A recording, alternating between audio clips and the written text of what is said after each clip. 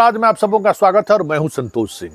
और आज हम टाइम्स ऑफ स्वराज में बात कर रहे हैं कि जिस तरीके से ईडी और सीबीआई तेजस्वी की घेराबंदी शुरू की है, हमें लगता है कि चंद महीनों के अंदर ही तेजस्वी तिहाड़ जेल में दिखे तो कोई बड़ी बात नहीं होगी। जी हाँ, जिस फॉर्म के सहारे तेजस्वी की घेराबंदी हो रही है, अमित कात्याल, ये वही नाम है जिसको पिछले कई महीनों से ईडी और सीबीआई खोज रहा था, जिसके सहारे पूरी कंपनी, अमित कात्याल की पूरी कंपनी तेजस्वी के हवाले हुई थी।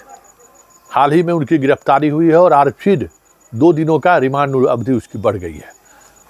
पिछले कई दिनों से वो रिमांड पर, ईडी के रिमांड पर थे, उसकी रिमांड अवधि बढ़ गई है। और इस वक्त जो सबसे ज़्यादा परेशान करने वाली खबर है कि इससे पहले 3 महीना पहले दानापुर रेल मंडल के 6 कर्मचारियों को सीबीआई ने दिल्ली दफ्तर बुलाया था। वो 6 कर्मचारियों पर आरोप ये था कि ये लोग जमीन देकर नौकरी लिए थे। वो हाजीपुर, छपरा, सिवान के ही रहने वाले लोग थे।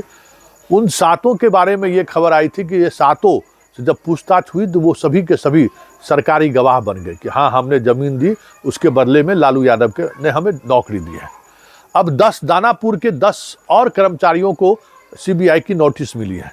उसमें 9 कर्मचारी दानापुर में पोस्टेड है, 1 कर्मचारी बरौनी में पोस्टेड है। ये 10 कर्मचारी ऐसे कर्मचारी हैं जो किसी न किसी तरीके से लालू परिवार से उनका जुड़ाव रहा है। सभी के सभी यादव हैं और कहा यह जा रहा है कि जमीन, लालू यादव ने जमीन लिया, उसके बदले में उन्हें नौकरी दी है। उन 10 को सीबीआई ने 22 तारीख से, 22 नवंबर से हर डेट को अलग अलग लोगों को बुलाया है। खबर यह है कि इन तमाम लोगों से पहले ही सीबीआई 2-3 राउंड पूछताछ कर चुकी है और वो सारे के सारे लोग ये कबूल कर चुके हैं कि हाँ, हमने ज़मीन दी, उसके बदले में हमें नौकरी दिया गया है। अगर वाकई में ये चीज़ें आगे बढ़ी, लीगली आगे बढ़ी, तो कह सकते हैं कि अमित कात्याल की गिरफ्तारी तेजस्वी के लिए मुश्किलें खड़ी कर ही सकती हैं। इसके बयान के बाद जिन 17 कर्मचारियों के बयान लेने की बात आ रही है, वो सारे के सारे अगर सरकारी गवाह बन गए तो ये तय मानिए कि लालू परिवार की मुश्किलें बढ़ने वाली नहीं है। लालू परिवार का जेल जाना तय है, क्योंकि चार्जशीट होने के बावजूद भी कई तरह का ऐसे एविडेंस ईडी और सीबीआई कलेक्ट कर रही है, जिसके सहारे पूछताछ के लिए, नए सिरे से पूछताछ करने के लिए लालू परिवार को ईडी और सीबीआई सम्मन कर सकती है।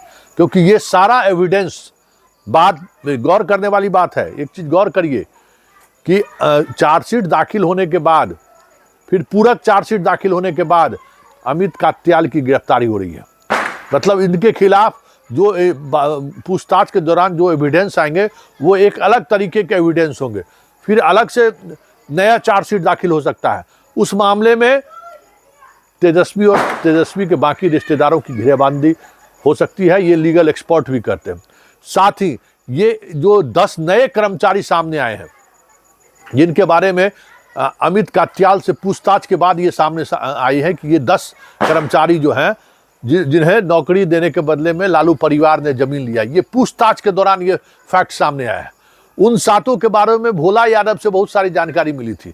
ये 10 कर्मचारियों के बारे में कहा जा रहा है कि अमित कात्याल के माध्यम से ये जानकारी मिली है और उस आधार पे इन 10 कर्मचारियों को नोटिस जारी किया गया। मतलब सीबीआई और ईडी संयुक्त रूप से इस पूरे जांच में एक साथ लगी हुई है। और जो जांच का क्रम जिस तरीके से सजाया जा रहा है, जो जिस अंदाज में जांच की जिस अंदाज में आगे बढ़ाने की कोशिश हो रही है, वो अंदाज बता रहा है कि तेजस्वी यादव के लिए मुश्किल घड़ी आने वाली है। क्योंकि वो सारी कंपनी, जिस कंपनी के आज वो मालिक है, वो अमित कात्याल के माध्यम से ही तेजस्वी तक पहुंचा है। चाहे वो फ्रेंड्स कॉलोनी का वो 150 करोड़ का बंगले की जो बार बार चर्चा होती है, वो सारी चीज़ें उसी रास्ते से वहाँ पहुँची है और उसके बाद यहाँ पूछताछ हो रही है। तो ये चीज़ें एक ऐसी है, स्थिति उत्पन्न कर रही है जो नया फैक्ट सामने लाएगा। और जब नए चीज़ें सामने आएंगी तो फिर कोर्ट के सामने सीबीआई और ईडी पूछताछ के लिए फिर से सम्मन जारी करने और गिरफ्तारी की बात कर सकती है। देखना यह है कि अब इस पूरे नए एविडेंस के सामने के आने के बाद ईडी और सीबीआई किस तरीके से लालू परिवार की घेराबंदी करती है।